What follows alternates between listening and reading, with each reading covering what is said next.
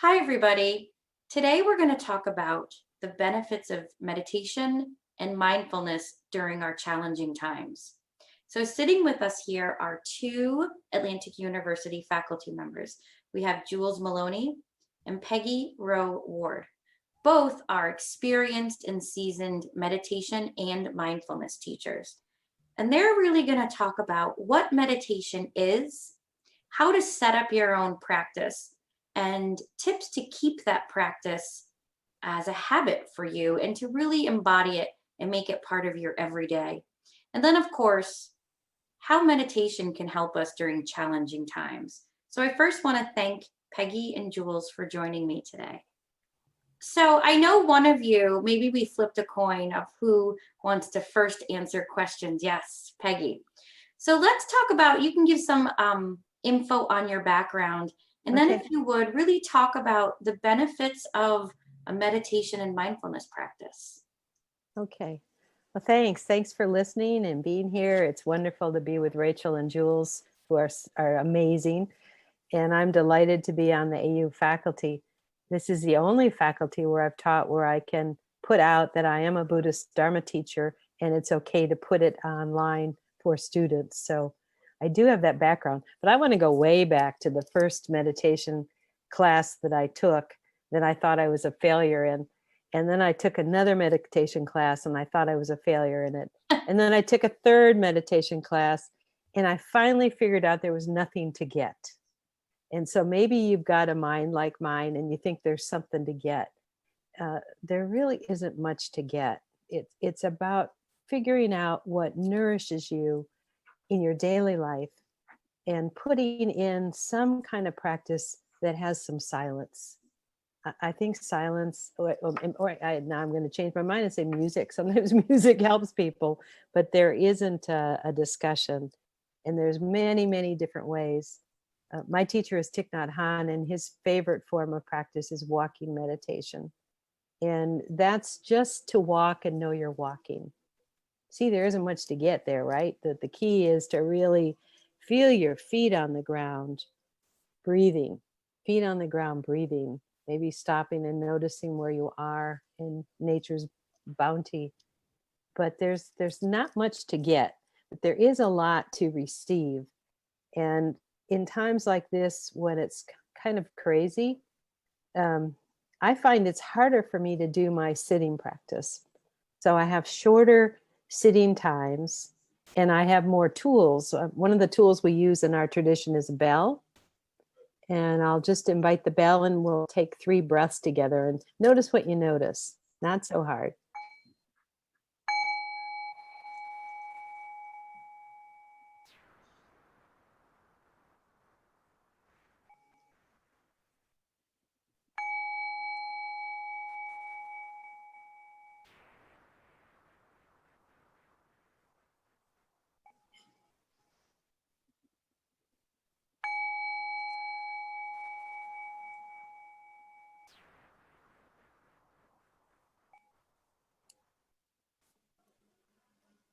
Yeah. Notice what you notice. What do you notice, Rachel? I think I've only been breathing out for the last 8 hours. Okay. Okay. The breath, really concentrating on expanding my physical body. Yeah. And that's why the breath is so important. First of all, it's right here. It's accessible. And it brings us right back into the present moment. And even just a few minutes can make a huge difference. We introduced mindfulness into a whole school system, and we started with 5 breaths, and then it went from there. But that's where we began because we thought, well, nobody's going to have a lot of resistance to just having a 5-breath practice, and that was true. People like the 5 breaths, so I'll leave it there and start there and turn it over to Jules. But thanks. That's so great, Peggy, because my favorite meditation, mindfulness, is Thich Nhat Hanh's breathe in peace, breathe out soft smile, or breathe in love, breathe out soft smile, breathe in calm, breathe out soft smile. any of those three are, I think, are really good. And it immediately lifts the heart, opens the heart, relaxes the body. For me, this is what, whenever I take moments to mindfully breathe, the first thing that happens is my body relaxes, my physical body. And then the mind follows, and emotions. With each breath, with each mindful breath, all of the bodies of the human relax and open and expand. When you did the bell just then 3 times, I felt my body relax, but then I felt my energy field expand as well. And this is what happens. This is what mindfulness is really about, is relaxing and noticing the light, the sunlight on the pine needles, the birds talking outside, whatever it may be. And nature, of course, is a marvelous, marvelous way to come into states of mindfulness when you're simply being with nature, which I've done a lot of in my life, and which is what brought me a lot into states of meditation and mindfulness. Just being with nature, sitting on the red rocks, sitting in a forest, sitting by a stream, any of these things, even sitting on my back porch and looking at the almond tree and the red rocks and so on, brings us into a truer state, closer to our true nature. Yeah. Yeah. And away from the distractions. We're very conditioned in our culture, our upbringing, our education, and especially the cyber world that we live in now, to be constantly distracted. And that creates anxiety. So, and it can create depression too, even. So the huge amounts of depression and anxiety in our culture are so much from all the distractions, especially cyber distractions, as well as inner distractions of unprocessed subconscious beliefs that keep us in this state where we always have to be on, we always have to do everything right, we have to be perfect, all those things, which are subconscious programs that everybody carries. That, and this is part of meditation practice, that things arise when you do any meditation practice, just 10 minutes a day, or even just 5 minutes a day as a routine, then things arise that are also uncomfortable, and you get to see them more dispassionately. Perhaps you may go through them during the meditation as well and get pulled this way and that and start criticizing yourself and all of that. But the thing I've noticed with meditation is everybody always thinks they're doing it wrong. And everybody thinks they've done it wrong in the past. And so you can see this state of consciousness, state of being that we have been raised in, that we always think we're doing it wrong, and somehow we have to do it right. But then as soon as we stop to just mindfully breathe for a few moments, it shifts our complete awareness very quickly. So, I teach the meditation class at AU, and I have for, 6-7 years. I'm not sure how long. But for beginners, and it's interesting, I'm in it right now in this semester, most people have had a lot of experience with meditation. And most, the coming and going from it. Not all. Some have had a very long regular. There's very few who are new, but over the years, there have been many people that are new to it. And so I always fall back on, for them and myself, ticks, simple. Breathe in love, breathe out soft smile. Yeah. And that can be done anywhere. Anywhere, any moment. Yeah. And I think that's one of the most beautiful aspects of meditation. And we can chat about this a bit. I think people see or have this preconceived notion that meditation has to take place on a cushion in a very sacred spot with no distractions and special clothing and a candle and whatever it is. But really, that's not the point of it at all. Mhm. The point is using meditation and your breath, and we Mhm. can talk about the purpose of breath. Mhm. But talk about how you can find meditation anywhere. But to me, the Thich Nhat Hanh liked to talk about being in what he called the chrysanthemum position. And he used that to mean whatever works for your body, Yeah. that there wasn't one posture. And in classic Buddhist teaching, there's lying, standing, sitting, walking. And Thich Nhat Hanh expanded that to add anything, washing the dishes, gardening, cooking, that it's about being aware of our breath and where our body is in space and time. And it just takes a few breaths generally for me to get back to myself. And that's what's so cool. It's not like it's going to take a full retreat. Right. So I must say I'm missing my retreats. I'm used to having at least 2 retreats a month. And virtual isn't quite the same for me. But I still have these practices to come back and say, welcome home, welcome home, welcome home. I'm right here. And whether it is right now that we're engaged in meditation, that this engagement that we have, that we can bring our full body and our heart, this is a practice. Not quite the same as sitting in a meditation hall, but we'll probably talk more about that. But just having a quarter in your house or a chair that's dedicated. Many of us don't have a full meditation room at home, but it helps to even just have a chair or a corner where you can just sit down and grab 5 minutes. And at the schools where we worked, we started to call it taking 5. High five, take 5. I was working with kids so that they'd take their 5 minutes. So that's probably enough for now. But Jules, what do you want to add? Well, what just came to me though too is that it's cumulative. Mm-hmm. Yeah. The more we do it, the more into natural states of peace we become. Mm-hmm. It does have a cumulative effect. Mm-hmm. Mm-hmm.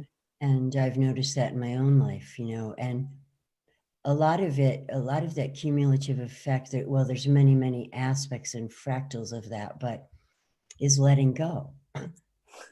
Letting go of the outer appearances, the outer world, letting go of the outer world, letting go of the commitments, responsibilities momentarily or whatever, or for longer, but allowing us to step out of the matrix, I call it. Nice. Oh, yeah. And so the more often that we step out of the matrix and go into the truth within through our breath, then the more we stay there, no matter what we're doing. And yes, I love Pieces Every Step, Thich Nhat Hanh's book. We use that in the meditation class because there's so many excellent little one-page chapters about mindfulness while washing the dishes and walking the dog and all of those, which really brings it home to everyone, that you can choose to be in a mindful state anytime, and you can choose it more and more and more. Mm-hmm. Mm-hmm. And that's what I mean. You can find your meditation, find your mindful moment anywhere. Yes, anywhere. Sometimes when I'm walking the dog, I have to remember it's not my walk, it's his walk. Because I can go outside whenever I choose and go for a walk. But really, when we go on the dog's walk, and he's so mindful. Oh, what's this smell and what's that? Yes. He's not thinking that he's been cooped up all day. He's so happy. So that dog reminds me, like, okay, this is his walk. I give it over to him. I do some breathing, and we go on a nice old sniff all the fire hydrants walk. Yeah. I don't, but he does. Well, I liked seeing you out there sniffing the hydrants. When we teach meditation, we often talk about our pets because they do have this ability to concentrate. They do have this ability to be in the present moment, and we can learn from them. Every pet I've had can focus on food. There's no break in their concentration. They are like right there, and we can be that too. I love that.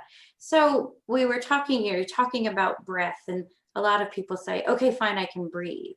But there are real physiological effects to taking those breaths. Immediately. immediately. Talk about some of those wonderful, beneficial physiological effects of breath.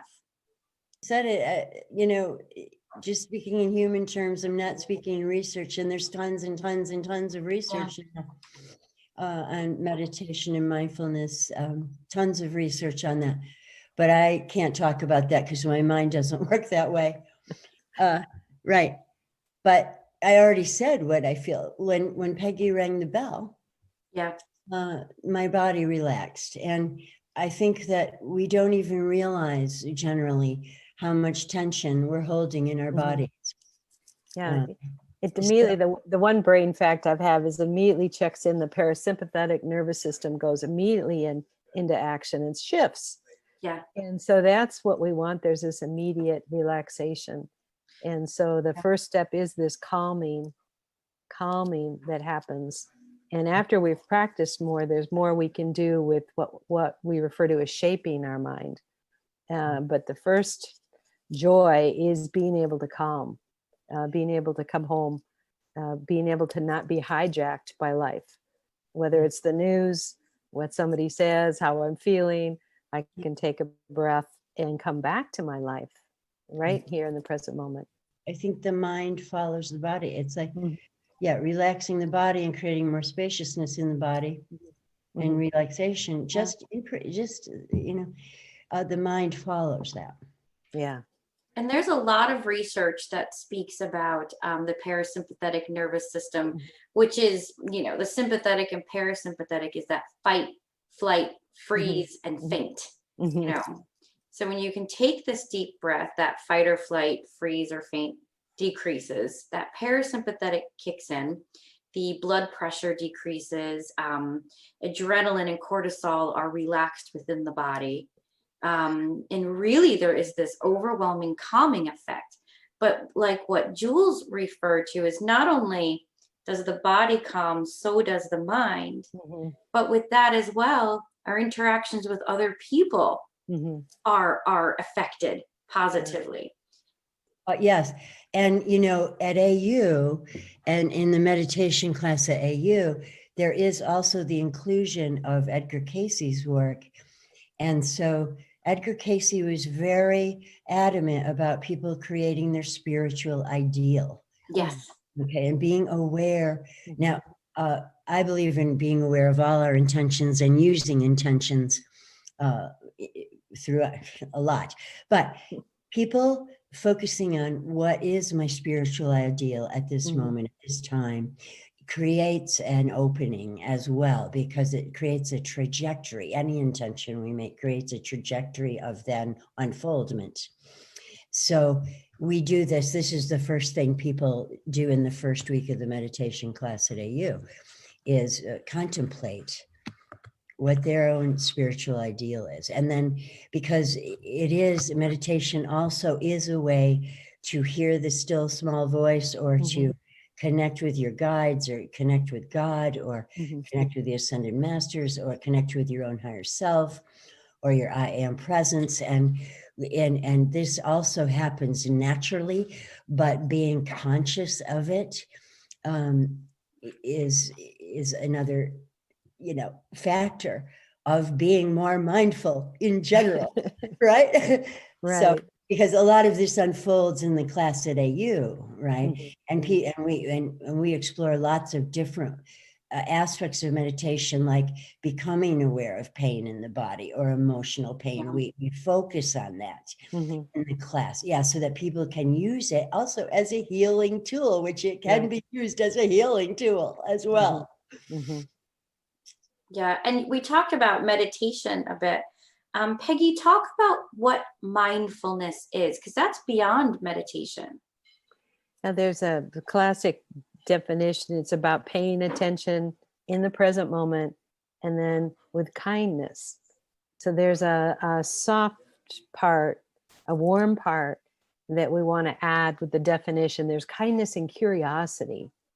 So it is paying attention in the present moment with this kindness, so that we can stay curious and not judgmental with ourselves, because else we'll go back to how we've been conditioned. I call it red pencil glasses. I'm not doing it right, which is what I did my first retreat. Oh my God, I had a meeting with a sister. She goes, "What's wrong?" I'm in agony. I was in pain from this retreat. She said, "Stop trying."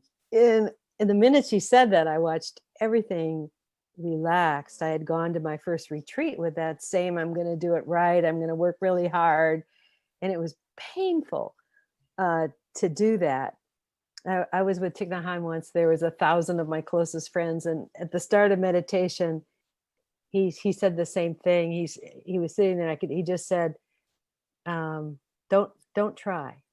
And I could feel the whole room settle, the 1,000 people, because we were all there, like, we're with the master, we're going to meditate really good, and when he said, "Stop trying," just to settle in to the natural breath, our body, which is just brilliant and really knows how to support us and is waiting to co-partner us with our mindfulness practice. So paying attention, but that curiosity and sweetness. One of the things when I teach the breath is bring your kind attention to your in-breath and follow it all the way. Bring your kind attention to your out-breath. So it needs that. And some of that's left out of some of the teaching. It's more about concentration and that's important. But it has to be this beauty that we're surrounded with that helps us to continue to stay curious and inspired and engaged and think, well, look at that. Isn't that amazing? Isn't that something? That curiosity that keeps us on the path. That's a wonderful practice to step back and be mindful. Yeah, it is. And once I think it's so beautiful too, Peggy, what you just said, and I so agree. The gentleness, the kindness, breathing and meditating with kindness and curiosity. It's so beautiful. But what popped out too was that when people are trying, and when they say, mm-hmm. I'm trying to, but I can't, because when we say the word trying, we're always leaving it out there in the future. It's never here now. Mm-hmm. Mm-hmm.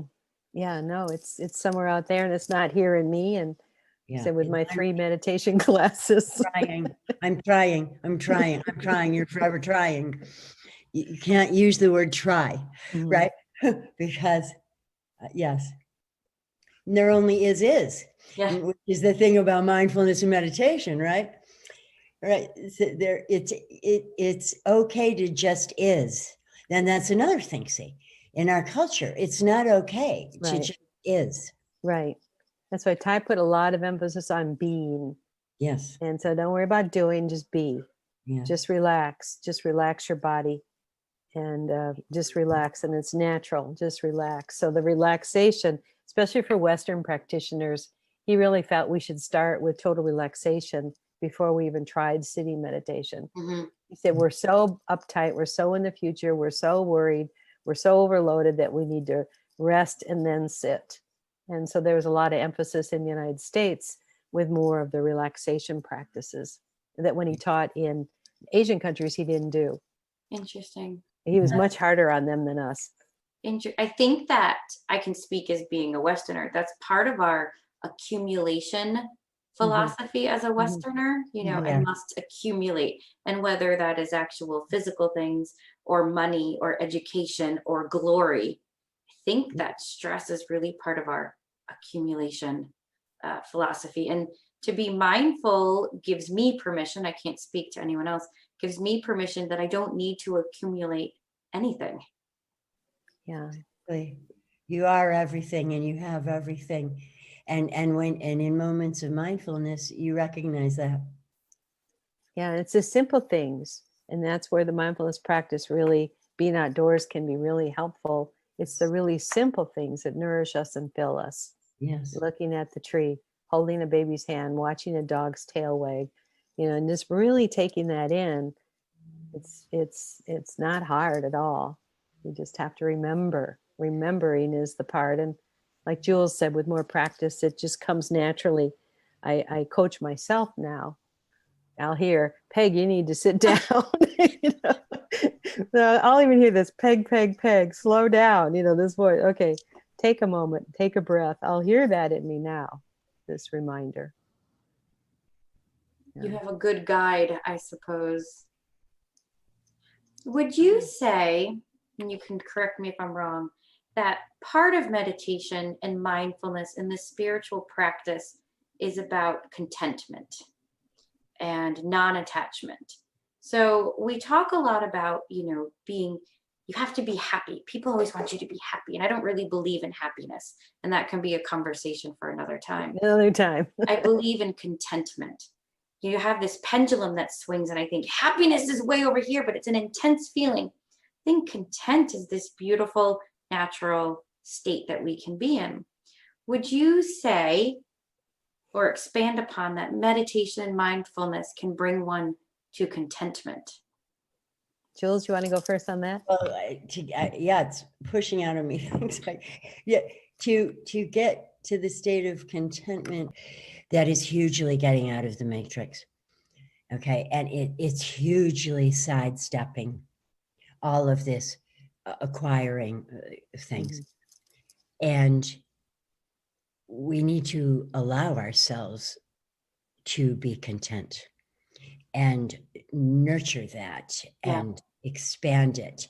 And therein lies peace, inner peace and world peace. Absolutely. Because everything that we do within, we are sharing with the whole of humanity in the field. So as much inner peace as we live in, and contentment and peace, this literally spreads to the world. I'm always so excited when my students say that that's what they're experiencing is contentment. And they sometimes even seem to think they wonder if that's okay, or if it's wrong, or if they're missing something. And I'm like, woo-hoo, that's it, is just to be okay with life as it is. Ty, my teacher, has a calligraphy that's "This is it." And we were all supposed to have "This is it" in our home, to know that this is it. This is it. And right here, we have the possibility of being content, just with the three of us, with this moment in time. Absolutely. I don't need Every anything else. moment holds this promise, every moment. and it's related to detachment too, and letting go of attachments. So, and that is really psycho-emotional work as well. Yeah, it is. To let go of that which is holding us in states of distress in any kind of way, right? Or et cetera, demanding things of us, whatever it may be. But that's a process also of it coming up, arising again and again, to detach from, well, my mother is going to die. She's going to die. I can't force holding her here. I mean, I don't know why that example popped in, but anything that we're trying to grasp onto that we think we have to be happy is in essence a lie. So, Absolutely. and when we can detach and see that it's a detachment process, right? Think of all the attachment that so many people have to something is wrong with me, for example, or I'm not doing it right. These are psycho-emotional things, but, or detachment that I have to have a new car, or, whatever, whatever it is. Letting go, surrendering, letting go, understanding that contentment is, yes, right here, right now, in these trees, right out here with the sun shining on them, in our conversation, etc. Right here, right here. It's always right here.